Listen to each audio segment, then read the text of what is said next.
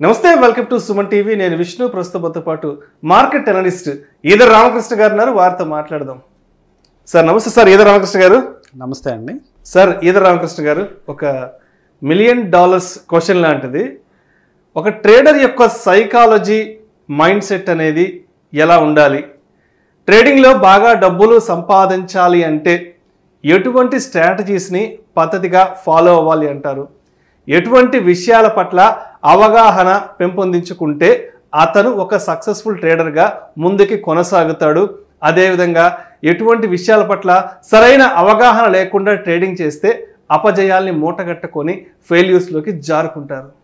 Trading psychology అన్నారు కాబట్టి, అంటే అసలు సైకాలజీ అనే పదం జనరల్గా బిజినెస్లో ఎక్కువ రాదు. సైకాలజీ అంటే మెడికల్ ప్రొఫెషన్కి సంబంధించిందో లేకపోతే సైకియాట్రిస్ట్కి సంబంధించిందో వాటికి సంబంధించిన ప్రొఫెషన్స్లో వస్తూ ఉంటుంది. జనరల్ సైకాలజీలో ఈ ట్రేడింగ్ సైకాలజీ అనేది కొంచెం ఇంపార్టెంట్, అంటే ఎక్కువ వినిపిస్తూ ఉంటుంది. కానీ జనరల్గా ట్రేడర్స్, ఇన్వెస్టర్స్ వీళ్ళందరూ ఏంటంటే పెద్దగా పట్టించుకోరు ఈ సబ్జెక్ట్ గురించి.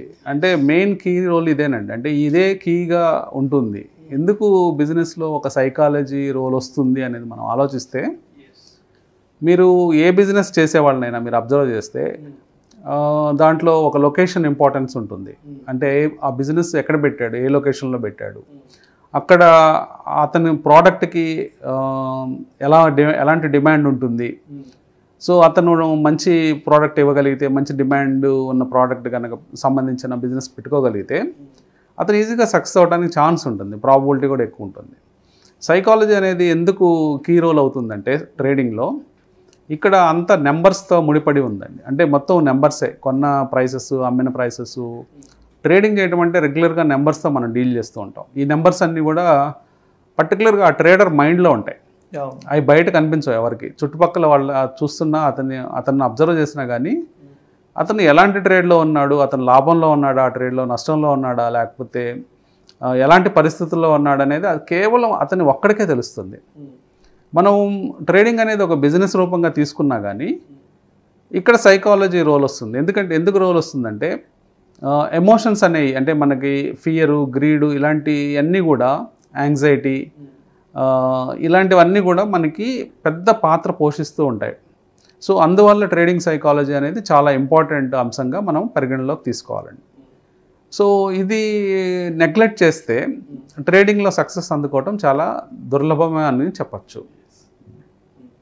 సో నెక్స్ట్ ట్రేడింగ్ సైకాలజీ, అసలు మనము ఒక ట్రేడింగ్లో సక్సెస్ అవుతున్నామా లేదా అనేది మనకి ఎలా తెలుస్తుంది? అంటే కేవలం డబ్బులు వచ్చినంత మాత్రాన ఒక ట్రేడ్లో, 4 ట్రేడ్లో సక్సెస్ అని చాలామంది ఫీల్ అవుతారు. కానీ సక్సెస్ అనేది ఆ విధంగా మనం పరిగణనలో తీసుకోవడానికి లేదు. ఎందుకంటే 4 ట్రేడ్లో వచ్చిన డబ్బులు కేవలం 1 ట్రేడ్లోనే మొత్తం పోవచ్చు. ఇలాంటి సందర్భాల తర్వాత మొత్తం ఓవరాల్ అకౌంట్ నెగిటివ్గా వెళ్తూ ఉంటుంది. సో కొన్నిసార్లు అకౌంట్ పాజిటివ్గా వెళ్తూ ఉంటుంది, కొన్నిసార్లు అకౌంట్ చాలా హై వాలటైల్గా వెళ్తూ ఉంటుంది. అంటే ఒక 10 లక్షలు పెట్టిన అకౌంట్లో 4 లక్షల లాభం రావటం, మళ్ళీ 6 లక్షలు పోవటం, మళ్ళీ 2 లక్షలు రావటం, 3 లక్షలు పోవడం, ఇట్లా జరుగుతూ ఉంటుంది. సో ఓవరాల్గా ప్రాఫిట్లో ఉన్నా కానీ ఈ హై స్వింగ్స్ అనేవి, అంటే లాభాలు నష్టాలు అనేవి హై వాలటిలిటీ ఉంటే అలాంటి ట్రేడర్ని మనం ఇంకా సక్సెస్ అయినట్టు మనం చెప్పుకోలేం. సో రియల్గా ఎవరు సక్సెస్ అయ్యారు, ఎవరు సక్సెస్ అవుతున్నారు అనేది, అంటే ఈవెన్ ట్రేడింగ్ చేసే వాళ్ళు కూడా వాళ్ళకి అర్థం కావాలి, నేను సక్సెస్ అవుతున్నానా లేదా అనేది. ఎలా తెలుసుకోవాలంటే మెయిన్ సూత్రం ఏంటంటే కన్సిస్టెన్సీ. ఓకే, అంటే క్రమబద్ధంగా లాభాలు వస్తున్నాయా లేదా. అంటే ఈ మార్కెట్లో ఎక్కువగా వాడే పదం డ్రాడౌన్ అండి. అంటే డ్రాడౌన్ అంటే మనం తెచ్చిన క్యాపిటల్ కొంత కోల్పోవటం, లేదా కొంత లాభాలు ఆర్జించిన తర్వాత మళ్ళీ కొంత కోల్పోవటం. అంటే ఇది ఎట్లా ఉంటుందంటే రెగ్యులర్గా పైకి వెళ్ళదు. అంటే స్టడీ గ్రాఫ్, అంటే ఈక్విటీ కర్వ్ అంటాం.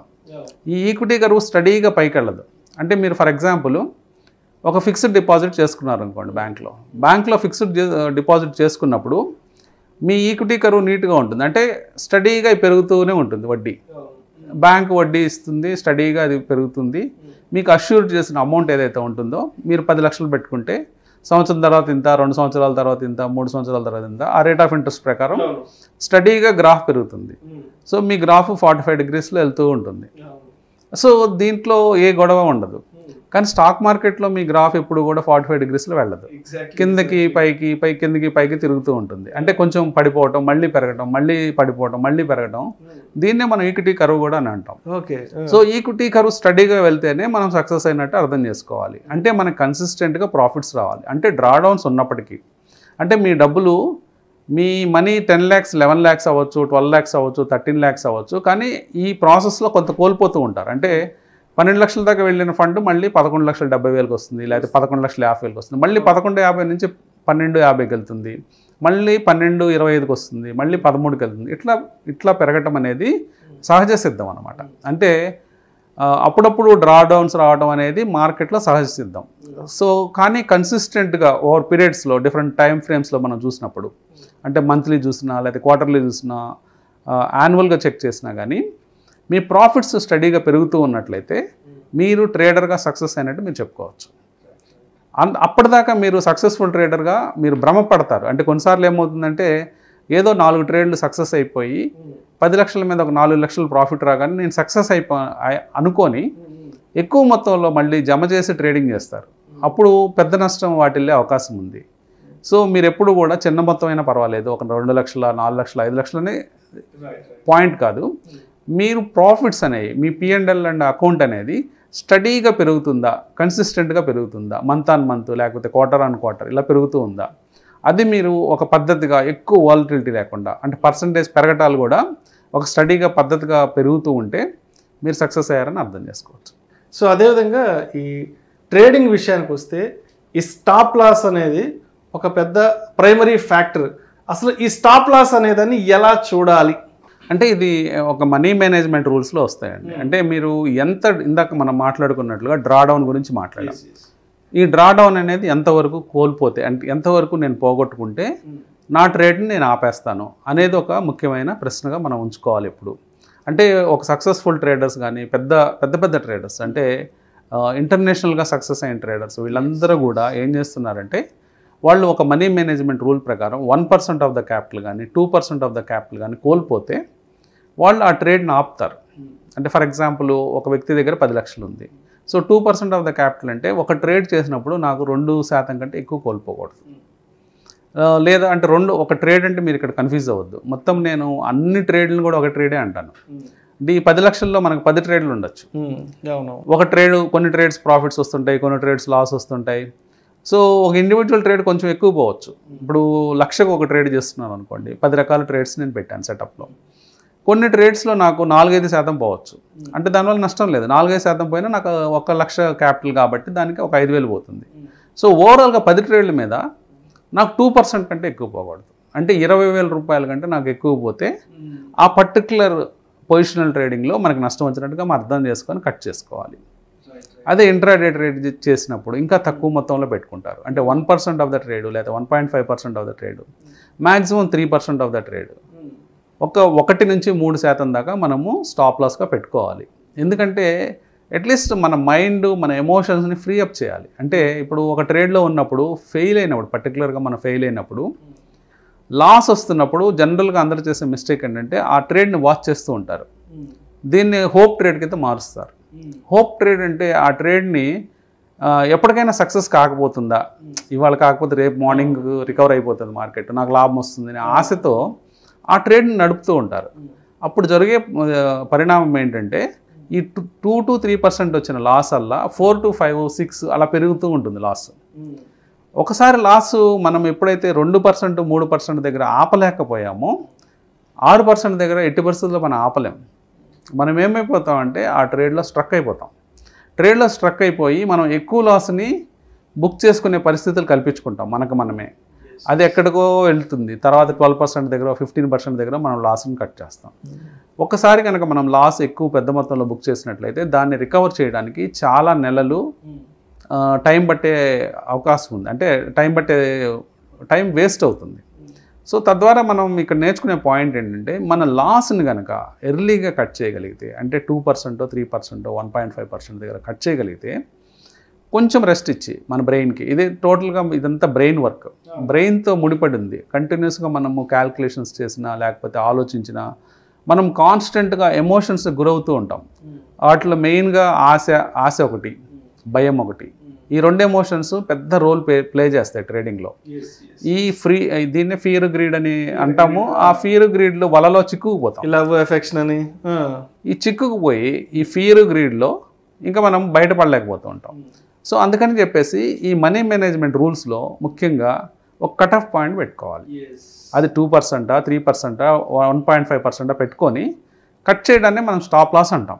లాస్ని అరికడదాం. లాస్ని అరికట్టడం కరెక్ట్గా తెలుగులో చెప్పాలి అంటే, లాస్ని అరికట్టి మనము ఒక రోజు రెస్ట్ తీసుకుందాం, లేకపోతే 2 రోజులు రెస్ట్, ట్రేడింగ్ చేయొద్దు. అసలు మనం ఎక్కడ తప్పులు చేసుకున్నాము ఇవన్నీ ప్రతి ఒక్క ట్రేడర్ చేయాల్సిన పని ఏంటంటే ఒక జర్నల్ రాసుకోవాలి. నా ట్రేడ్లో నేను పలానా చోట ఫెయిల్ అయ్యాను, ఈ కారణాల చేత నా సెటప్లో కొంత ప్రాబ్లం ఉంది, లేకపోతే నా స్ట్రాటజీలో కొంత ప్రాబ్లం ఉంది, ఇక్కడ ఫెయిల్ అయ్యానని జనరల్ రాసుకున్నట్లయితే కొన్ని వారాలు కొన్ని నెలల తర్వాత మీ పుస్తకం మీరు చదువుకుంటే మెజారిటీ ఆఫ్ ద టైము ఒకటే మిస్టేక్ మీకు వస్తుంది. జనరల్గా స్టాక్ మార్కెట్లో చేసే 10 మిస్టేక్స్ ఏమన్నా ఉంటే మనకి 1-2 మిస్టేక్సే ప్రతి ఒక్కరికి తారసపడతాయి. ఎందుకంటే మనము 7-8 విషయాల్లో స్ట్రెంత్ ఉంటుంది ప్రతి ఒక్కరికి. కొంతమందికి మొదటి 2 పాయింట్లలోనే ఎప్పుడూ సఫర్ అవుతూ ఉంటారు, కొంతమంది 7-8 పాయింట్లలో సఫర్ అవుతూ ఉంటారు. కాబట్టి మనం సఫర్ అయ్యే పాయింట్స్ మన సైకాలజీ ప్రకారం 1-2 మాత్రమే ఉంటాయి. సో మనం జనరల్ రాస్తే ఏమవుతుందంటే మనం చేసే తప్పులు రిపీటెడ్గా చేస్తూ ఉంటాం. రిపీటెడ్గా చేసే తప్పులు ఆ జనరల్ ఆ బుక్లో హైలైట్ అవుతాయి.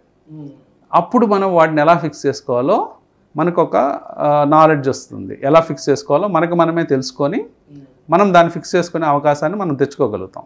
అది జనరల్ రాయకపోతే మనం ఎప్పటికీ ఆ విషయం తెలుసుకోలేము కొన్నిసార్లు ఎక్కడ తప్పు చేస్తున్నాం అనేది. ఇది చాలా ఇంపార్టెంట్ అండి. సో అదేవిధంగా ఇందాక మీరు స్ట్రాటజీ గురించి మాట్లాడారు కదా, ఈ ట్రేడింగ్ అనగానే ఫస్ట్ మాట్లాడుకునేది స్ట్రాటజీ. అంటే ఒక పర్సన్ ట్రేడింగ్లో సక్సెస్ అయ్యాడు అంటే అతను కొన్ని మంచి స్ట్రాటజీస్ని ఫాలో అయ్యి ఉంటాడు అనేసి ఎక్కువ చెప్పుకుంటుంటాం కదా. అయితే ఒక సక్సెస్ఫుల్గా మనం ట్రేడింగ్లో కొనసాగుతున్నాము అంటే ఎటువంటి స్ట్రాటజీస్ని కరెక్ట్గా ఎగ్జిక్యూట్ చేసుకోవాలి, వాటిని ఇంప్లిమెంట్ చేసుకోవాలి అంటారు? ఫస్ట్ ఆఫ్ ఆల్ ఇక్కడ సక్సెస్ఫుల్ ట్రేడర్స్ ఏం చేస్తున్నారో మనం చూద్దాం.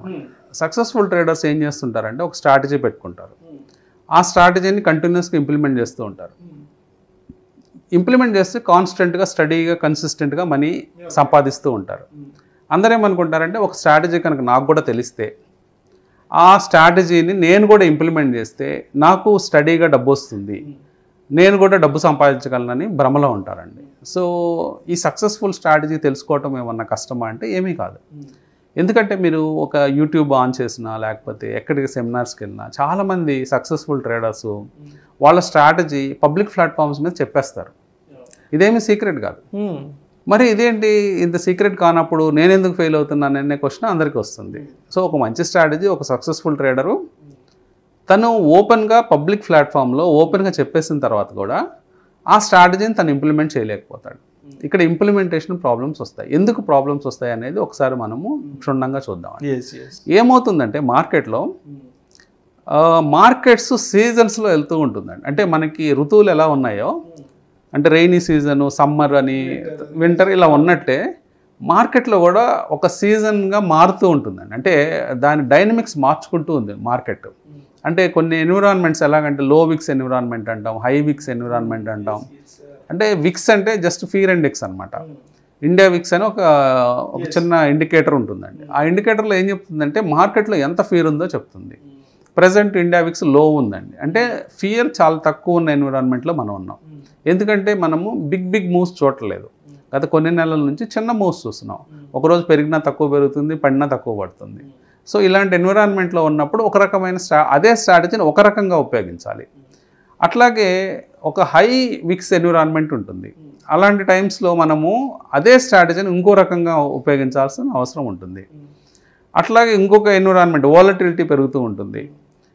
ప్లేయర్స్ ఎందుకంటే ఈ సీజన్ మార్కెట్ ఎలా మార్చుకుంటుందంటే మార్కెట్ అనేది అదొక ఎంటిటీ అయినప్పటికీ అది ఒక కంబైన్డ్ సైకలాజికల్ ఇంపాక్ట్ అండి. అంటే ఇంతమంది కోట్ల మంది, వందల లక్షల మంది ట్రేడ్ చేస్తున్నప్పుడు వాళ్ళందరి మనస్సు అనమాట. అంటే సమిష్టి మన్ అది. అంటే కంబైన్డ్ మైండ్ అది. సో ఈ కంబైన్డ్ మైండ్ అనేది ప్లేయర్స్ మారినప్పుడల్లా ఈ కంబైన్డ్ మైండ్లో కొంత చేంజెస్ వస్తాయి. ఈ చేంజ్ వచ్చినప్పుడే స్టాక్ మార్కెట్లో ఆ సీజన్ మార్చుకుంటూ వెళ్తూ ఉంటుంది అది. సో అలా మార్చుకుంటూ వెళ్తున్న తరుణంలో మన స్ట్రాటజీ ఫెయిల్ అయిపోతుంది. ఇదివరకు మనం ఒక రకంగా ప్రయోగించిన స్ట్రాటజీ నెక్స్ట్ సీజన్లో పనిచేయదు, ఒక 4 నెలల తర్వాత పనిచేయదు. అప్పుడు వీళ్ళందరూ జనరల్గా అందరూ ఇన్వెస్టర్స్ కానీ ట్రేడర్స్ కానీ ఏమనుకుంటారంటే అతను చెప్పింది తప్పేమో అనుకుంటారు. అతను స్ట్రాటజీ చెప్పాడు, 2 నెలలు బాగానే పనిచేసింది, కాకపోతే ఇప్పుడు ఇది పనిచేయలేదు అంటే దాని అర్థం ఏంటంటే స్ట్రాటజీ పనిచేయకుండా పోదు, కానీ దాన్ని ఇంప్లిమెంట్ చేయాల్సిన విధానం మార్చుకోవాలి, దాన్ని ఇంకా బెటర్గా ఇంప్లిమెంట్ చేయడం నేర్చుకోవాలి. సో అతను ఏదో 1 అవర్ సెషన్ 2 అవర్ సెషన్లో బేసిక్ అవుట్లైన్ చెప్పగలుగుతాడు, కానీ టోటల్ స్ట్రాటజీ అతను 20 years ఎఫర్టో లేకపోతే 10 years ఎఫర్ట్తో తయారు చేసుకున్న స్ట్రాటజీని ఒక 1 hour టైంలో చెప్పలేడు అతను. సో అతనికి తెలుసు ఏ సీజన్లో ఎలా దాన్ని ఇంప్లిమెంట్ చేయాలనేది. సింపుల్గా లేమ్యాన్ భాషలో నేను ఎక్స్ప్లెయిన్ చేయాలంటే, సో అందరికీ షెఫ్స్ విషయంలో తీసుకుందాం. కొన్ని హోటల్స్లో ఫుడ్ చాలా టేస్టీగా ఉంటుంది, కొన్ని హోటల్స్లో ఫుడ్ అంత బాగోదు, కొన్ని హోటల్లో చాలా ఘోరంగా ఉంటుంది. కానీ కారణం ఏంటి? అందరూ అవే పదార్థాలు వాడతారు, అందరూ అదే ఉప్పు అదే కారం వాడతారు. కానీ షెఫ్ చెయ్యి మారగానే మొత్తం విషయం మారిపోతుంది. ఎందుకంటే అది ఎంత కంట్రోల్డ్గా అది కుక్ చేయాలి, ఏ టైంలో ఏ మసాలా లేకపోతే ఏ సాల్ట్ ఎప్పుడు వేయాలనేది అతనికి కరెక్ట్గా తెలుసు. టైమింగ్. సో అందుకని ఆ పర్టికులర్ హోటల్లో ఫుడ్ అనేది కన్సిస్టెంట్గా బాగుంటూ ఉంటుంది. వేరే హోటల్స్కి వెళ్ళినప్పుడు ఒక రోజు బాగుంటుంది, ఇంకో రోజు బాగోదు. సో జనరల్గా కొత్త ప్లేయర్స్ అందరికీ ఇదే గొడవ. వాళ్ళందరూ పాపం ఒక స్ట్రాటజీ నేర్చుకుంటారు, ట్రై చేస్తారు, కానీ 2 నెలల తర్వాత మళ్ళీ ఆ స్ట్రాటజీ మూలపడిపోతూ ఉంటుంది. వాళ్ళ దాంట్లోనే వాళ్ళు ఇంకొక స్ట్రాటజీకి జంప్ అవుతూ ఉంటారు. సో ఈ జంప్ అవడంలో అసలు ముందు పోయింది, ఇంకో రెండోది కూడా మళ్ళీ ఇదే టైం. అంటే 1 నెల బాగుంటుంది, తర్వాత 2 నెలలు బాగోదు. కొన్ని స్ట్రాటజీలు ఎత్తుకోగానే బాగోవు, అవి తర్వాత 2 నెలల తర్వాత బాగుంటాయి, ఆ టైంకి ఇతను ఉన్నాడు. సో ఈ స్ట్రాటజీ విషయంలో అందరూ నేర్చుకోవాల్సిన విషయం ఏంటంటే అండి, ఒక మంచి స్ట్రాటజీ పట్టుకున్న తర్వాత దాని మీద మన ఎక్సర్సైజ్ మొదలు పెట్టాలి. దాన్ని అక్కడితో వదిలిపెట్టకుండా మీరు మంచి స్ట్రాటజీస్ యూట్యూబ్లో చూసుండొచ్చు. ఆ స్ట్రాటజీ అంత మాత్రమే కాదు, ఆ 1 hour ఎపిసోడ్లో అవ్వదు. అది కొన్ని 100 గంటలు కృషి చేయాలి మీరు. దాని తర్వాత దాని మీద నోట్స్ రాసుకోవాలి, ఎలాంటి ఎన్విరాన్మెంట్లో ఎలా పనిచేస్తుంది, దాన్ని ఎలా మార్పులు చేర్పులు చేసుకోవాలి. అలాగే మీ గ్రూప్లో ఎవరైనా మంచి ఎక్స్పర్ట్ ఉంటే అతని సలహాలు తీసుకోవటం, దాన్ని ఇంకా ఇంప్రవైజ్ చేసుకోవడం, ఫ్రెండ్స్తో డిస్కస్ చేయడం. ఈరోజు చాలా అవకాశాలు ఉన్నాయి మనకి. ఈవెన్ ఆ స్ట్రాటజీ ఎవరైతే చెప్తారో మీకు ఎక్స్ప్లెయిన్ చేస్తారో వాళ్ళకే కాల్ చేసి అడగచ్చు, ఇలాంటి టైంలో నేను ఎలా మార్చుకోవాలండి. వాళ్ళు ఒక 1 hour చెప్పిన వాళ్ళు ఏం దాచిపెట్టరు, మొత్తం ఫ్రీగానే చెప్తారు.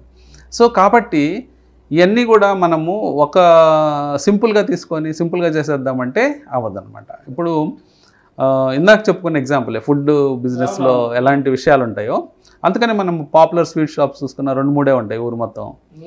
పాపులర్ ఫుడ్ జాయింట్స్ కూడా అట్లాగే పెద్ద పెద్దవి, అంటే వాళ్ళు చైన్ లాగా మారిపోతున్నారు. అంటే ఒక స్ట్రాటజీ పర్ఫెక్ట్గా తయారు చేసుకొని పర్ఫెక్ట్గా ఇంప్లిమెంట్ చేస్తే ఆ కన్సిస్టెన్సీ అనేది వస్తుంది. సో అదేవిధంగా ఈ ఫ్లెక్సిబిలిటీ విషయానికి వచ్చేటప్పటికి ఎలా ఉండాలి ఒక ట్రేడర్ అనే వాళ్ళు సక్సెస్ఫుల్గా ముందుకు వెళ్ళాలి అంటే?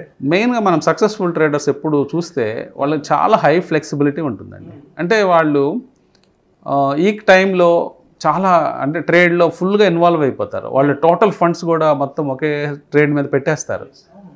వితిన్ 1 hourలో వాళ్ళు మైండ్ చేంజ్ చేసుకుని నేను రాంగ్ చేశాననే విషయాన్ని వాళ్ళు 1 గంటలో ఒప్పేసుకోవచ్చు. ఒప్పేసుకోవటం అంటే ఏం లేదు, ఆ ట్రేడ్ తీసేస్తారు. ఆ ట్రేడ్ తీసేసేసి వెంటనే ఇంకో ట్రేడ్ సెటప్లోకి వెళ్ళిపోతారు. అంత ఫ్లెక్సిబిలిటీ ఉంటుంది వాళ్ళ మైండ్లో. ఎందుకంటే వాళ్ళు ఇప్పుడు సపోజ్ 1% లాస్ వచ్చింది, నేను తప్పు చేశానని అర్థమైంది. నేను ట్రేడ్ చేసినప్పుడు నేను ఎంట్రీ అంటే నా టైమింగ్ రాంగ్ అయింది, లేకపోతే నేను ఎంట్రీ రాంగ్ టైంలో తీసుకున్నాను అనేది నాకు కొద్ది నిమిషాల తర్వాత కొన్ని గంటల తర్వాత అర్థమైంది. నాకు అర్థమైన తర్వాత అప్పటికే 1% లాస్లోకి వెళ్ళిపోయాను. లాస్లోకి వెళ్ళిపోతే సక్సెస్ఫుల్ ట్రేడర్ ఎప్పుడు ఏమీ సంశయించడు. అంటే ఇక్కడ నేను కట్ చేయడానికి పొజిషన్ని వెంటనే పొజిషన్ కట్ చేసి కొత్త పొజిషన్లోకి వెళ్తాడు. చాలా సమయస్ఫూర్తిగా వ్యవహరిస్తాడు. అంటే ప్యానిక్ అయిపోయి ఏదో చేసేసుకొని పోర్ట్ఫోలియో గల్లంతు చేసేసుకొని రకరకాల పనులు చేయడు. అంటే ఇక్కడ కొత్త ట్రేడర్స్ ఏం చేస్తారంటే బేసిక్గా వాళ్ళు చేసే పని ఏంటంటే, నాకు 1% లాస్ వచ్చింది కదా, ఇది రికవర్ అవగానే నేను తీసేస్తాను అనుకుంటాడు. అది రికవర్ అవ్వదు, అది ఇంకా లాస్లోకి పోతుంది. 1% లాస్ వల్ల 2%, 3%, 4%, అది ఇంకా లాస్ ఎక్స్పాండ్ అవుతూ ఉంటుంది. సో అతను టోటల్గా కన్ఫ్యూజ్ అవుతాడు. సో అది మెయిన్ ట్రేడర్కిను అంటే సక్సెస్ఫుల్ ట్రేడర్కి ఫెయిల్యూర్ ట్రేడర్కి ఉన్న తేడా అండి. సో ఫ్లెక్సిబిలిటీ అనేది చాలా ఇంపార్టెంట్. అంటే వాళ్ళ బాడీలో ఆ ఫ్లెక్సిబిలిటీ వాళ్ళు తెచ్చుకొని వాళ్ళు ఫాస్ట్గా మార్పులు చేర్పులు చేయటం, లేకపోతే అడ్జస్ట్మెంట్స్ అంటాం. కొన్ని స్ట్రాటజీస్కి అడ్జస్ట్మెంట్స్ అవసరాలు ఉంటాయి, అడ్జస్ట్మెంట్స్ చేసుకోవటము. తర్వాత ఒక పాయింట్ తర్వాత నాకు ఈ ట్రేడ్ వద్దు అనే నిర్ణయం తీసుకోవడం చాలా ఇంపార్టెంట్ అండి. చాలామంది అక్కడే స్ట్రక్ అయిపోతూ ఉంటారు. సో అయితే ఇప్పటి వరకు ఒక సక్సెస్ఫుల్ ట్రేడర్ అనేవాడు అంటే ఎటువంటి విషయాల పట్ల తను అవగాహన పెంచుకోవడం వల్ల సక్సెస్ అవుతాడనే విషయాల గురించి చర్చించుకున్నాం. అయితే మరి ఈ ట్రేడింగ్లో ఫెయిల్ అయిన వాళ్ళు ఉంటారు కదా, సో వీళ్ళు ఎటువంటి విషయాల పట్ల సరైన అవగాహన లేకపోవడం వల్ల వీళ్ళు డబ్బు నష్టపోతుంటారు, ఫెయిల్యూర్స్లోకి జారిపోతుంటారు? మెయిన్గా వీళ్ళు చేసే మిస్టేక్స్ వచ్చేటప్పటికి ఇందాక మనం మాట్లాడినట్టు ఫ్లెక్సిబిలిటీ లేకపోవటం, అంటే రిజిడ్ అయిపోతారు. లాస్ వస్తే మనకి చిన్నప్పటి నుంచి ఒక అలవాటు ఉంటుందండి. అంటే మనం చిన్నప్పుడు చదువుకునే రోజుల నుంచి ముందు తరగతి ఎగ్జామ్స్ పాస్ అయితేనే తర్వాత తరగతిలోకి వేస్తారు. అదొక ఫిక్స్డ్ రూల్ ఇండియాలో. వేరే కంట్రీస్లో అలా ఉండదు, ఎవాల్యూట్ చేస్తారు. ఈ స్టూడెంట్ ఎలాంటి ప్రతిభావంతుడా కాదా, ఇతను ఎంత పర్ఫామ్ చేయగలడు అనేది ఎవాల్యూట్ చేసేసి టీచర్ అతని ఫేస్ చూసి మార్కులు వేసి పంపించేస్తుంది, నెక్స్ట్ క్లాస్కి ప్రమోట్ అయిపోతాడు. ఇండియాలో అలా కాదు. మార్క్ సిస్టమ్ ఎలా ఉంటుందంటే ఎగ్జామ్లో పాస్ కావాలి, ఎగ్జామ్లో పాస్ అయితేనే ముందుకి. ఇక్కడ మార్కులే కొలమానం. సో మనము 21 సంవత్సరాలు 22 సంవత్సరాలు చదువుకొని బయటకు వస్తాం కాలేజ్ నుంచి వచ్చేటప్పటికి మన మైండ్లో ఒక ఫిక్స్డ్ రూల్ ఏర్పడిపోతుంది, మనం పాస్ అయితేనే నెక్స్ట్ ప్రమోషన్ అని. అది ట్రేడింగ్లోకి తీసుకొస్తారు. ట్రేడింగ్లో తీసుకొచ్చినప్పుడు ఎలా ఉంటుంది, నేను ఈ ట్రేడ్లో సక్సెస్ అయితేనే నెక్స్ట్ ట్రేడ్ అనే ఆలోచన మన సైకాలజీ చెప్తుంటుంది, పాత సైకాలజీ. అది రాంగ్.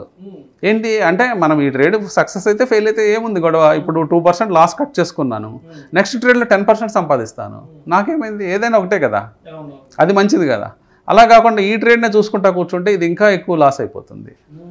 సో ఇది మెయిన్ ప్రాబ్లం అండి. అంటే ఈ బ్లాక్ని బ్రేక్ చేసుకోవాలి అందరూ. ఈ ట్రేడ్తో నాకు సంబంధం లేదు, సిరీస్ ఆఫ్ ట్రేడ్స్ చూడాలండి. అంటే నేను కనీసం ఒక 20 ట్రేడ్స్ 25 ట్రేడ్స్ కంబైన్డ్గా ఎఫెక్ట్ ఎలా ఉంది, ఒక స్ట్రాటజీ పెట్టుకున్నాను, ఒక 20-25 ట్రేడ్లు చేశాను ఈ నెలలో నాకు 25 ట్రేడ్లు చేసిన తర్వాత కూడా నష్టం వస్తుంది అనుకోండి, అంటే దాని అర్థం మన స్ట్రాటజీలో తప్పు ఉందని, లేకపోతే స్ట్రాటజీలో ప్రాబ్లం ఉందని అర్థం చేసుకోవాలి.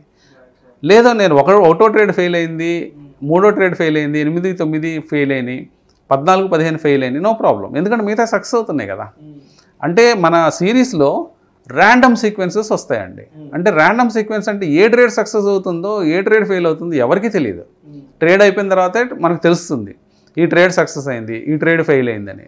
సో మనకి ఆ సీక్వెన్స్ అర్థం కాదు కాబట్టి ఆ ర్యాండమ్ ఆ అన్సర్టనిటీని మనము యాక్సెప్ట్ చేయాలి. యాక్సెప్ట్ చేస్తూ ఓకే ఈ ట్రేడ్ ఫెయిల్ అయ్యాం, ఈ ట్రేడ్ సక్సెస్ అయ్యాం, ఓకే నో ప్రాబ్లం. ఓవరాల్గా 20 ట్రేడ్లు అయిన తర్వాత లేకపోతే 25 ట్రేడ్లు అయిన తర్వాత నేను సక్సెస్ అయ్యానా ఫెయిల్ అయ్యానా అనేది చూసుకుంటే సరిపోతుంది. సో అయితే ఈ లీవరేజ్ విషయంలో ఎలా వ్యవహరించాలంటారు? సో వీళ్ళు ఏం చేస్తుంటారంటే కొత్తగా వచ్చిన ట్రేడర్స్ అందరూ కూడా లీవరేజ్ ఎక్కువ తీసుకుంటారండి. అంటే ఎక్సెస్ లీవరేజ్ తీసుకుంటారు. ఎక్సెస్ లీవరేజ్ తీసుకోవటం అంటే ఇదివరకు మార్కెట్లో బ్రోకర్ డిస్క్రిప్షన్ మీద ఆధారపడి ఉండేది, స్టాక్ బ్రోకర్ డిస్క్రిప్షన్. అంటే నేను ₹1,00,000 పెడితే ఓకే నువ్వు చేసుకో 10 లక్షలు కానీ వాళ్ళు ఇచ్చేసేవాళ్ళు లీవరేజ్. తర్వాత కొంతమంది బ్రోకర్స్ ఇంకా లిబరల్గా 20 టైమ్స్ ఇచ్చేవాళ్ళు, 20 lakhs పెట్టి చేసుకోవాలి. ఇప్పుడు 20 lakhs మనం పెట్టిన 1 లక్ష ఎంత అండి, కేవలం 5% అంతే కదా. సో 5%లో లాస్ రాగానే మన డబ్బులన్నీ అయిపోయాయి. సో బ్రోకర్స్ ఏం చేసేవాళ్ళు అంటే నీ 1,00,000 అయిపోయింది కాబట్టి ఆపేద్దాం ట్రేడింగ్ని ఆపేసేవాళ్ళు. సో ఇతను 1,00,000 పోగొట్టుకొని ఇంటికి వచ్చేవాడు. సో ఆ లేవరేజ్ అనేది చాలా డేంజరస్ వెపన్ అండి.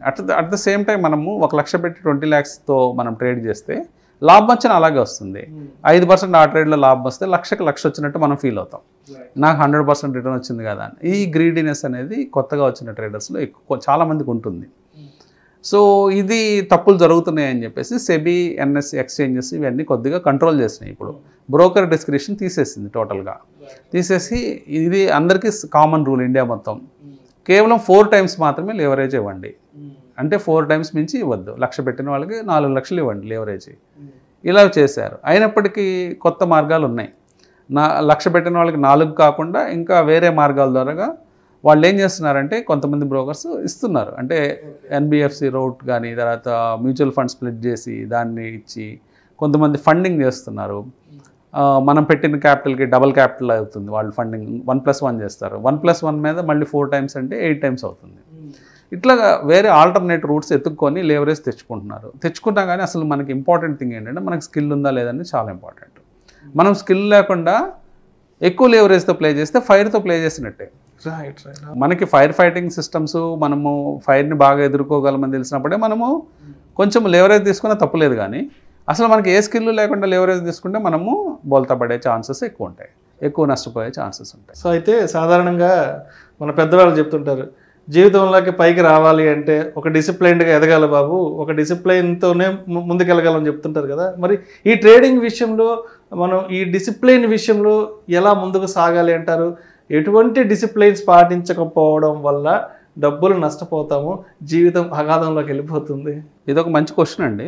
డిసిప్లిన్ అంటే జనరల్గా క్రమశిక్షణ అని చెప్పుకుంటారు. సో క్రమశిక్షణ అంటే మన డైలీ లైఫ్లో చూసే క్రమశిక్షణ కాదు ఇది. Right right. ఇదేంటంటే మనం ఒక వ్యక్తిని చూస్తే ఇతను చాలా డిసిప్లిన్డ్ పర్సన్ అంటాం. ఎందుకంటాం? ఒక క్రమశిక్షణతో అతని హ్యాబిట్స్ని బట్టి. అతను ఉదయం లేచి టైం కావచ్చు, లేకపోతే అతను తర్వాత ఆహారపు అలవాట్లు, ఎక్సర్సైజ్ చేసుకోవటము, ఆరోగ్యం మీద అంటే అవన్నీ సహజంగా తీసుకుని చుట్టుపక్కల వాళ్ళతో బిహేవ్ చేసే విధానం అవన్నీ కనిపించేది. అవన్నీ చూసి మనము అతను డ్రైవింగ్ చేసే విధానం ఇవన్నీ బాగా డిసిప్లిన్డ్గా ఉంటాడు అంటాం. కానీ స్టాక్ మార్కెట్లో డిసిప్లిన్ అంటే వేరే మీనింగ్ వస్తుందండి. కనిపించేది కాదు, ఇదంతా బ్రెయిన్లో జరిగేది. Brain discipline. అందుకనే ఇక్కడ బాగా డిసిప్లిన్డ్ వ్యక్తులు ఇక్కడికి వచ్చి కూడా చాలా నష్టపోతారు డబ్బులు. లైక్ మిలిటరీ పీపుల్ వస్తుంటారు, లేకపోతే ఎంతో డిసిప్లిన్డ్ వర్కింగ్ క్లాస్ ఇక్కడికి వస్తుంది.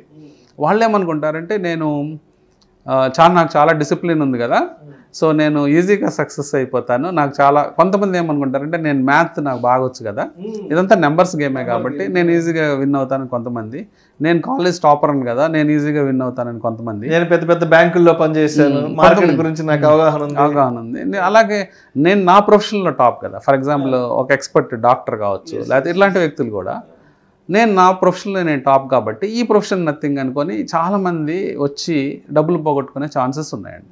దీనికి కారణం ఏంటంటే ఇది టోటల్లీ డిఫరెంట్ గేమ్ అండి. అంటే ఇది ఒక గేమ్లా తీసుకుంటే, ఒక ప్లేలా తీసుకుంటే ఇది అసలు ఒక అంతుపట్టని ఆట అనమాట, మైండ్ గేమ్. సో అందుకనే సక్సెస్ రేటు మొన్న సెబీ పబ్లిష్ చేసిన జర్నల్ మనం చూసినట్లయితే 99.99% ఫెయిల్ అవుతున్నారు. వాళ్ళు కేవలం చూపించడానికి 90% చూపించినా దాంట్లో మిగతా 9.9% కేవలం 1,50,000 మాత్రమే సంపాదిస్తున్నారు. నితిన్ కామత్ కూడా రీసెంట్గా అదే అండి. అంటే ఈ 9% కూడా నేను తీసేస్తాను. ఎందుకంటే ఒక వ్యక్తి 1,50,000 సంపాదించి ఒక సంవత్సరం మనుగడ సాగించలేడు ఇండియాలో. 1,50,000 సరిపోదు అతనికి కేవలం ట్రేడింగ్కి నా ప్రొఫెషన్గా పెట్టుకుంటే. సో నేను వాళ్ళని కూడా సక్సెస్ఫుల్గా కన్సిడర్ చేయను. అందుకని మనం లెక్కలు చూస్తే 99.9% ఫెయిల్ అవుతున్నారు స్టాక్ మార్కెట్లో, పర్టికులర్గా ట్రేడింగ్ జోన్లో. సో కారణం ఏంటంటే చాలామందికి ఈ విషయాలన్నీ తెలియకపోవటం. తర్వాత ఇంకొక మేజర్ మిస్టేక్స్ అంటే చిన్న చిన్న సూక్ష్మమైన అంశాలు అర్థం కావండి స్టాక్ మార్కెట్లో. ఒకటి ఏంటంటే ట్రేడింగ్ చేసేటప్పుడు మనము సాటర్డే సండే కూర్చొని చాలా వర్క్ చేస్తాం, స్ట్రాటజీ బిల్డ్ చేయడానికి కానీ, లేకపోతే బ్యాక్ టెస్టింగ్ కానీ ఒక కాన్సెప్ట్ ఉంది. అంటే బ్యాక్ టెస్టింగ్ అంటే గతంలో నేను ఈ స్ట్రాటజీని ఇంప్లిమెంట్ చేస్తే నాకు ఎంత డబ్బు వచ్చే అవకాశం ఉండేది అనేది చెక్ చేసుకోవటం. ఇట్లాంటి పనులన్నీ మనం సాటర్డే సండే కూర్చొని చాలా మంచి స్ట్రాటజీ మనం తయారు చేసుకొని పెట్టుకుంటాం. కానీ అదే స్ట్రాటజీని మనం ఇంప్లిమెంటేషన్లోకి వెళ్ళినప్పుడు అది మనకి పనిచేయదు. ఎందుకు పనిచేయదంటే మనం కామన్ సెన్స్ని ఒక పాయింట్లో కట్ ఆఫ్ చేయాలండి. అంటే మనం సాటర్డే సండే యూజ్ చేసే కామన్ సెన్స్ని ట్రేడ్ ఇంప్లిమెంటేషన్ టైంలో కట్ ఆఫ్ చేయాలి, కేవలం రూల్ బుక్నే ఫాలో కావాలి. ఓకే. సో ఇక్కడ ఒక చిన్న అంటే మనము ఏదైతే పదార్థాన్ని ఉపయోగించి మనం ఒక స్ట్రాటజీని తయారు చేస్తామో ఇంప్లిమెంటేషన్ అప్పుడు ఆ పదార్థాన్ని వాడకూడదు, కామన్ సెన్స్ అనే పదార్థాన్ని. ఎప్పుడైతే అది వాడతామో మనం ఫెయిల్ అయిపోతాం. ఇది చాలామందికి అర్థం కాదు. ఎందుకంటే ట్రేడ్ ఫెయిల్ అవుతున్నప్పుడు సడన్గా స్ట్రాటజీ మార్చి ఇంకోటి ఏదో చేద్దామని ట్రై చేస్తారు. అది చాలా ఇంకా డేంజర్ అనమాట. ఇక్కడ మామూలుగా 2% పోతే అక్కడ 8% పోతుంది. సో అందుకని మనం at least certain set of trades వరకు, అంటే కనీసం ఒక 20-30 ట్రేడ్లు కంటిన్యూస్గా చేసి చూసి, అంటే ఎగ్జాక్ట్గా రూల్స్ ఫాలో అయ్యి మనం ఏదైతే రూల్స్ రాసుకున్నామో, ఏదైతే అనుకున్నామో యాజ్ ఇట్ ఈజ్గా ఇంప్లిమెంట్ చేసి మనం సక్సెస్ అవుతున్నామా లేదనేది మనం చెక్ చేసుకోవాలి. చెక్ చేసుకున్న తర్వాత సక్సెస్ అవుతున్నామంటే దాన్ని కంటిన్యూ చేసుకుంటే సరిపోతుంది. అదే డిసిప్లిన్డ్గా చేసుకుంటూ వెళ్ళాలి. నెక్స్ట్ స్టాక్ మార్కెట్లోకి వచ్చేవాళ్ళు, పర్టికులర్గా ట్రేడింగ్ ఫీల్డ్లోకి వచ్చేవాళ్ళు జనరల్గా సర్టనిటీ మీద అంటే క్రేవింగ్ ఉంటే, అంటే నాకు సర్టన్గా రిటర్న్స్ రావాలి అట్లా అనుకునే వాళ్ళు మాత్రం ఈ ఫీల్డ్కి రావద్దండి, స్టాక్ మార్కెట్ ట్రేడింగ్కి రావద్దు పర్టికులర్గా. ఎందుకంటే సర్టన్గా రిటర్న్స్ రావు. ఇక్కడ మిగతా అన్ని అసెట్ క్లాసెస్లో మీరు గోల్డ్ మీద ఇన్వెస్ట్ చేసినా, లేకపోతే రియల్ ఎస్టేట్లో ఇన్వెస్ట్ చేసినా, బ్యాంక్ ఎఫ్డీలు పెట్టుకున్నా, ఏ అసెట్ క్లాస్లోకి వెళ్ళినా మనకి సర్టనిటీ అనేది ఇండియాలో ఉంది. అంటే బ్యాంక్స్ ఫెయిల్ అయినా గవర్నమెంట్ ఇచ్చేయడం ఇట్లా జరుగుతుంది కాబట్టి మనకి ఇబ్బంది రాలేదు ఎప్పుడు. అలాగే రియల్ ఎస్టేట్ కూడా కంటిన్యూస్ భూమిలో చాలా డెకేడ్స్ నుంచి ఉండటం వల్ల ఇబ్బంది రాలేదు. గోల్డ్ అనేది వరల్డ్ వైడ్ భూమిలో ఉండటం వల్ల, అంటే వరల్డ్ వైడ్ రేట్లు పెరుగుతూ ఉండటం వల్ల ఇబ్బంది రాలేదు. కానీ అదే విషయాన్ని స్టాక్ మార్కెట్లో కూడా నాకు సర్టన్గా రావాలి, ఫిక్స్డ్గా రిటర్న్స్ రావాలనుకునే వాళ్ళు ఇబ్బందులు పడే ఛాన్స్ ఉంది. అంటే ఇక్కడ రాదు. అలాగే ఫెయిల్ అవుతున్నప్పుడు లేకపోతే లాస్ వస్తున్నప్పుడు దాన్ని ఎట్లా హ్యాండిల్ చేయాలనేది చాలామందికి అర్థం కాదండి. అంటే ఇంకా కన్ఫ్యూజన్లోకి వెళ్ళిపోతారు. ఇంకా కన్ఫ్యూజన్లోకి వెళ్ళి ఇంకా దాన్ని గజిబిజ్ చేసుకొని ఇంకా అది ట్రేడింగ్ సిస్టమ్ని ఫెయిల్ చేసుకుంటారండి. సో ఇవన్నీ చాలా చిన్న చిన్న సూక్ష్మమైన విషయాలు. మనకి ఈ ట్రేడింగ్ సైకాలజీ మీద చాలా తక్కువ వీడియోస్ అందుబాటులో ఉన్నాయి మనకి ఇంటర్నెట్లో. ఈ స్టాక్ మార్కెట్ మీద సబ్జెక్ట్ సెర్చ్ చేస్తే చాలా లక్షల వీడియోలు దొరుకుతాయి. ట్రేడింగ్ సైకాలజీ మీద సెర్చ్ చేస్తే కేవలం కొద్ది వీడియోస్ ఉంటాయి. అది కూడా తెలుగులో చాలా తక్కువ ఉంటాయి. అసలు ఇంగ్లీష్లోనే తక్కువ ఉన్నాయి విచిత్రంగా. ఎందుకంటే ఎవరికి ఈ సబ్జెక్ట్కి వచ్చి ఇది ఒక డ్రై సబ్జెక్ట్. ఈ డ్రై సబ్జెక్ట్ మాట్లాడడానికి ఎవరు ఇష్టపడరు అంటే తెలుసుకోవడానికి ఇష్టపడరు. అందుకని మీ వ్యూస్ చూసినా కానీ చాలా తక్కువ ఉంటాయి. సో అది ఇష్టపడి నేర్చుకొని కష్టపడ్డ వాటికి డబ్బులు వస్తాయి. సో ఈదర్ రామకృష్ణ గారు, ఇప్పుడు మనం ఏదైనా ఒక యాక్టివిటీ చేసినప్పుడు కొన్ని తప్పిదాలు జరుగుతుంటాయి కదా, మరి ఇలాంటి తప్పిదాల నుంచి ఎలాంటి విషయాలను తెలుసుకోవాలంటారు? పర్టికులర్గా ఈ ఫెయిల్ అయిన వాళ్ళు ఎలాంటి విషయాలను తెలుసుకోరంటారు? మనము ఈ టాపిక్ కొంచెం మనం డిస్కస్ చేసామండి. అంటే మనము ఏదైతే తప్పులు చేస్తుంటామో జనరల్గా జరిగే తప్పులు కొన్నే ఉంటాయండి ప్రతి వ్యక్తికి. అంటే మార్కెట్లో చేసే తప్పులు ఒక 10-15 దాకా ఉండొచ్చేమో, కానీ ఒక వ్యక్తి చేసే తప్పులు ఎప్పుడు అవే వస్తూ ఉంటాయి. అదే తప్పు చేస్తూ ఉంటాడు. సో ఆ తప్పుల్ని మళ్ళీ రిపీట్ చేస్తూ ఉంటాడు. కాబట్టి మనం చేసిన తప్పుల నుంచి మనం నేర్చుకోగలిగితే, ఓకే పోయినసారి అలాంటి తప్పు చేసాము, సో ఈసారి అలాంటి తప్పు చేయొద్దని నేర్చుకోగలిగితే అతనికి తొందరగా ఫిక్సేషన్ అనేది దొరుకుతుందండి. అంటే ఇంకా అక్కడి నుంచి అతని ప్రాబ్లం ఫిక్స్ అయ్యి అతని ప్రాఫిట్స్లోకి వచ్చే ఛాన్స్ ఉంటుంది. ఇది బయటపడటానికి మనం ఏం తప్పులు చేస్తున్నామో కాన్స్టెంట్గా అనేది తెలుసుకోవడానికి ఒక బుక్లో రాసుకోవాలి.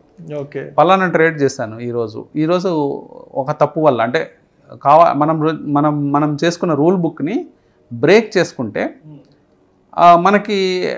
మనం ఆ తప్పు రాసుకోవాలి. నేను పలానా రూల్ని బ్రేక్ చేస్తున్నాను, ఆ బ్రేక్ చేయడం వల్లే నేను నష్టపోయాను. అంటే ఫర్ ఎగ్జాంపుల్ ఇందాక స్టాప్ లాస్ టాపిక్ వచ్చింది. ఫర్ ఎగ్జాంపుల్ మన స్టాప్ లాస్ 2%. ఇందాక కామన్ సెన్స్ అనే టాపిక్ గురించి కూడా మాట్లాడాం. 2% స్టాప్ లాస్ వచ్చిన దగ్గర మనం తీసేయాలి పొజిషన్. తీసేయకుండా నేను కాన్స్టెంట్గా దాని గురించి ఆలోచిస్తున్నాను, ఏం చేద్దామని. అప్పుడు కామన్ సెన్స్ అప్లై చేశాను. కొత్తగా అప్లై చేస్తే ఏం చేస్తాను, వెంటనే టీవీ ఆన్ చేసి చూస్తాను, టీవీలో ఏమన్నా సలహా దొరుకుతుందా. అంటే ఇప్పుడు ఫర్ ఎగ్జాంపుల్ ఒక ఇన్స్ట్రుమెంట్ గురించి మాట్లాడాం. బ్యాంక్ నిఫ్టీ పడిపోయింది అనుకోండి, మనము బై చేస్తున్నాం, నష్టం వస్తుంది. ఇప్పుడు మనం టీవీ సెట్ చేసి బ్యాంక్ నిఫ్టీ ఎందుకు పడిపోతుందో కారణాలు అన్వేషించడానికి మనం కూర్చుంటే, లేదా వెబ్సైట్ ఆన్ చేసి, లేదా ఆ పర్టికులర్ వెబ్సైట్స్ స్టాక్ మార్కెట్కి సంబంధించిన వెబ్సైట్స్ చూస్తూ ఉంటే ఏదన్నా న్యూస్ దొరికినంత మాత్రాన మన లాస్ ఆగుతుందా? మన లాస్ ఇంకా ఎక్స్పాండ్ అయ్యే ఛాన్స్ ఉంది, ఇంకా పెరిగే ఛాన్స్ ఉంది. కాబట్టి అప్పుడు మనం కామన్ సెన్స్ అప్లై చేసి దాన్ని ఏదో లేకపోతే ఆ స్ట్రాటజీ ప్రకారం కొంచెం మార్చి, లేకపోతే దాన్ని ఇంకో రకంగా తిప్పి, లేకపోతే డబల్ చేసి క్వాంటిటీలు, ఇలాంటి ఏదో ఒక తప్పు చేసామంటే ఇంకా లాస్ మీకు పెరిగే ఛాన్స్ ఉంటుంది. అప్పుడేం కామన్ సెన్స్ అప్లై చేయాల్సిన పని లేదు. నష్టం వచ్చింది నష్టం యాక్సెప్ట్ చేయాలి. మనం యాక్సెప్ట్ చేసి పక్కకి వెళ్తే ఆటోమేటిక్గా నష్టాలు అనేవి తగ్గుతాయి. మళ్ళీ ఇంకొక అవకాశం మనకి ఎదురుగా ఉండొచ్చు, లాభం వచ్చే అవకాశం. ఆ అవకాశాన్ని అందిపుచ్చుకొని మనం ముందు నెక్స్ట్ ట్రేడ్లోకి వెళ్ళిపోవచ్చు. లేకపోతే ఇదే ఫెయిల్యూర్ ట్రేడ్లో కాన్స్టెంట్గా ఉండే ఛాన్స్ ఉంటుంది. సో అదేవిధంగా ఈ ఫెయిల్ అయిన వాళ్ళు ఎవరైతే ఉంటారో వీళ్ళు మార్కెట్ ట్రెండ్ని ఫాలో అవడంలో ఎటువంటి మిస్టేక్స్ చేస్తుంటారు? మెయిన్గా మార్కెట్ జనరల్గా పెద్దవాళ్ళు చెప్పేది ఏంటంటే, ఒక లీస్ట్ రెసిస్టెన్స్ పాత్లో ఎటైతే మార్కెట్ వెళ్తూ ఉందో ఆ డైరెక్షన్లో మనం ఉంటే, అంటే నదీ ప్రవాహం ఎటు ఉంటే అటు కనుక మనం ఈత కొడితే ఈజీగా ఉంటుంది. ప్రవాహానికి ఎదురుగా మనం ఈదుతూ ఉంటే చాలా కష్టం. ఎందుకు అంత శ్రమ తీసుకోవటం? ఈజీగా ఫ్లో అయ్యే డైరెక్షన్లో మనం వెళ్తూ ఉంటే మార్కెట్ ఈజీగా ఫ్లో అయ్యే డైరెక్షన్ చూపిస్తూనే ఉంటుంది. కానీ చాలా మంది ఏంటంటే యాంటిసిపేట్ చేస్తారు, స్పెక్యులేట్ చేస్తారు. అంటే మార్కెట్ ఇక్కడ నుంచి రివర్స్ అవుతుందని. ఆ గొడవ మనకెందుకు? ఆ గొడవతో మనకు సంబంధం లేదు. ఎందుకంటే మార్కెట్లో ఎన్నో వందల వేల ఫోర్సులు మార్కెట్ని ఒక డైరెక్షన్లో మూవ్ చేస్తూ ఉంటాయి. సడన్గా మనం ఎవరు నిర్ణయించడానికి ఈ పాయింట్ నుంచి మార్కెట్ రివర్స్ అవుతుంది, ఈ పాయింట్ నుంచి టర్నింగ్ తీసుకుంటుంది అనేది? మనం ఆ టర్నింగ్ల కోసం చూస్తే అసలు విషయం మనం సంపాదించడం అనేది మర్చిపోతాం. మార్కెట్ని అనలైజ్ చేయడానికి ఎక్కువ సమయం కేటాయిస్తాం. మార్కెట్ని అనలైజ్ చేసే కొద్దీ మనకు వచ్చేది ఏమీ ఉండదు. ఓన్లీ మనకి శ్రమ తప్పితే మార్కెట్ని ఎక్కువ అనలైజ్ చేయకూడదు. సింపుల్గా ఒక 7 year కిడ్ ఒక 5th class స్టూడెంట్ ఎలా చూస్తాడో గ్రాఫ్ని, లేకపోతే ఒక 2nd class స్టూడెంట్ గ్రాఫ్ని ఎలా చూస్తాడో అలాగే చూడాలి టెక్నికల్ అనాలిసిస్ ప్రకారం. టెక్నికల్ అనాలిసిస్ ప్రకారం అక్కడ ఏం కనిపిస్తుందో అదే చేస్తే మనకు డబ్బులు వచ్చే ఛాన్సెస్ ఉంటాయి. మనము రాబోయే రోజుల్లో, రాబోయే గంటల్లో ఎటు పోతుందో మనం మైండ్లో ఊహించుకొని దాని ప్రకారం ట్రేడ్ సెటప్ పెడితే మనం నష్టపోయే ఛాన్స్ ఎక్కువ ఉంటుంది. ఎందుకంటే ఆ ప్రకారం జరగదు కాబట్టి, అది మనం ఫెయిల్ అయ్యే ఛాన్సెస్ ఎక్కువ ఉంటాయి కాబట్టి. సో సింపుల్గా గ్రాఫ్ ఎటు పోతుందో ఆ డైరెక్షన్లో ట్రేడ్ చేస్తే డబ్బులు వచ్చే ఛాన్స్ ఉంటుంది. ట్రెండ్కి తగ్గట్టుగా మనం వెళ్ళిపోతుంటాం, ట్రెండ్కి అగైనెస్ట్గా పోకూడదు కదా. రైట్. సో ఇవన్నీ విషయాలండి, చాలా విషయాలు మనం డిస్కస్ చేసాము. ఈ విషయాలు డిస్కస్ చేసిన వాటిలో ఇంకా ఇన్డెప్త్గా మనం డిస్కస్ చేయొచ్చు. కానీ అంటే ఇప్పటికైనా ఈ విషయాలను కనుక ఎప్పుడు బ్రెయిన్లో పెట్టుకుంటే కొంచెం బెటర్ అయ్యే ఛాన్స్ ఉంటుంది. సో అయితే ఇప్పటివరకు చాలా విషయాలు చెప్పారు. మరి ఈ ఫెయిల్ అయిన వ్యక్తులు చివరిగా చేసే పని ఏంటి ఫెయిల్ అవ్వడానికి? అంటే ఫెయిల్ అవుతూ వస్తే జనరల్గా ఇది కేవలం నష్టాలు మాత్రమే వస్తాయని, అంటే అలాంటి ఆలోచనలు వచ్చి జనరల్గా మానేయడం జరుగుతుంది. అంటే ఇంకా ట్రేడింగ్ ఆపేద్దాం, ఇంకా మనకి ఇది సూట్ కాదని కొంతమంది వెళ్ళిపోతారు. సో వాళ్ళ నష్టము చిన్న మొత్తాలు అయితే పెద్ద పట్టించుకోవాల్సిన అవసరం లేదు. కొంతమంది సరైన స్కిల్ అండి, అంటే ఇది బేసిక్గా అర్థం చేసుకోవాల్సింది అంటే ఒక స్కిల్ గేమ్. ఈ స్కిల్ మనము నేర్చుకోవడానికి, ప్రాపర్గా నేర్చుకోవడానికి కొన్ని సంవత్సరాలు పడుతుంది.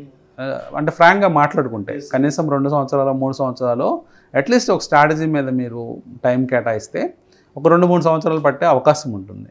కాబట్టి 2-3 సంవత్సరాల పాటు మన శ్రమపడి చక్కగా ఒక స్ట్రాటజీని మనం కంట్రోల్, అంటే దాన్ని ఒక కంట్రోల్డ్గా చేయగలుగుతూ ముందుకెళ్తే లాభాలు వచ్చే ఛాన్స్ ఉంటుంది. కానీ జనరల్గా జరిగే మిస్టేక్ ఏంటంటే ఉన్న 2-3 ఏళ్ళు కూడా మార్కెట్లో రకరకాల స్ట్రాటజీస్ ప్లే చేసుకొని ఆ రకరకాల స్ట్రాటజీలో దేని మీద పట్టు లేకుండా మనము ఎక్కడా కూడా స్కిల్ డెవలప్ చేసుకోకుండా ముందుకెళ్తూ ఉంటే ఏ స్ట్రాటజీలోనూ మనం సక్సెస్ కాము, డబ్బు సంపాదించాం. సో అది ప్రాబ్లం అండి. సో ఇది మెయిన్గా మనం గుర్తించాల్సిందంటే ఇది ఒక స్కిల్ గేము. ఈ స్కిల్ని మనం బాడీలోకి తెచ్చుకోవడం, లేకపోతే మన బ్రెయిన్లోకి తెచ్చుకోవడం, మనం ఒక డిసిప్లిన్డ్గా, ఎమోషనల్లెస్గా, అంటే ఎమోషనల్స్ని మినిమైజ్ చేసుకోవాలి. ఎమోషన్స్ అనేవి మనం టోటల్గా తీసేయలేము, కానీ కొంత ఎమోషన్స్ అని మినిమైజ్ చేసుకొని మనం ముందుకు వెళ్తూ ఉంటే ఆటోమేటిక్గా మనకి సక్సెస్ అనేది దొరుకుతుంది. Thank you so much Edara Ramakrishna గారు. ఇవాళ మా స్టూడియోకి వచ్చి ఇప్పుడున్న మార్కెట్ కండిషన్స్లో ఈ ట్రేడింగ్లో విజయం సాధించాలి అంటే ఈ ట్రేడర్స్ అనేవాళ్ళు తప్పనిసరిగా పద్ధతిగా ఎటువంటి విషయాల పట్ల అవగాహన పెంపొందించుకోవాలి, అదేవిధంగా ఎటువంటి విషయాల పట్ల సరైన అవగాహన లేకుండా ట్రేడింగ్ చేస్తే డబ్బులు నష్టపోయి జీవితాలు అగాధంలోకి వెళ్ళే అవకాశం ఉంది అనే అంశం గురించి చాలా సావధానంగా మీ విశ్లేషణ ద్వారా మన ప్రేక్షకులకు తెలియజేశారు. Thank you so much Edara Ramakrishna garu. Thank you అండి.